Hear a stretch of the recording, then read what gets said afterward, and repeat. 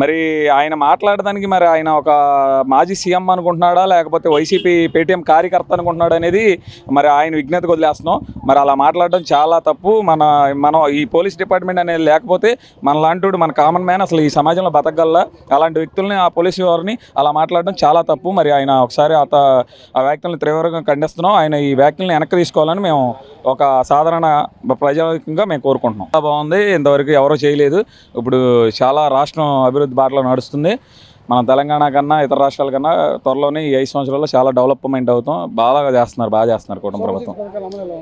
చాలా ఉంది. ఆల్రెడీ ఈ 9 నెలల్లోనే 3 పథకాలు ఇచ్చేసాం. ల్యాండ్ యాక్ట్ రద్దు చేసాము, ఫ్యూచర్ ఇన్వెస్ట్మెంట్ ఇచ్చాము. అలాగే మనకు ప్రజలకు పెన్షన్ అన్నమాట ప్రకారం తేపకు 250, తేపకు 150 పెంచకుండా అన్నమాట ప్రకారం వచ్చిన ఫస్ట్ నెలలోనే ఇచ్చిన హామీ నెరవేర్చుకున్నాం.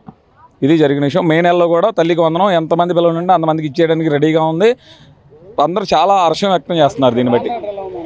లా అండ్ ఆర్డర్ చాలా స్ట్రిక్ట్గా ఉంది. అసలు ఎవడైనా ఏదైనా గంజాయి కానీ ఏదైనా తాగాలన్నా, మద్యం తాగాలన్నా రోడ్ల వెంబడ చాలా స్ట్రిక్ట్గా ఉంది. చాలా బాగా చేస్తున్నారన్న. అసలు దానికి దీనికి చాలా నక్కకి నాగలా తేడా ఉంది. చాలా బాగా చేస్తున్నారు. ఆ ప్రభుత్వం ఈ ప్రభుత్వానికి చాలా తేడా ఉంది.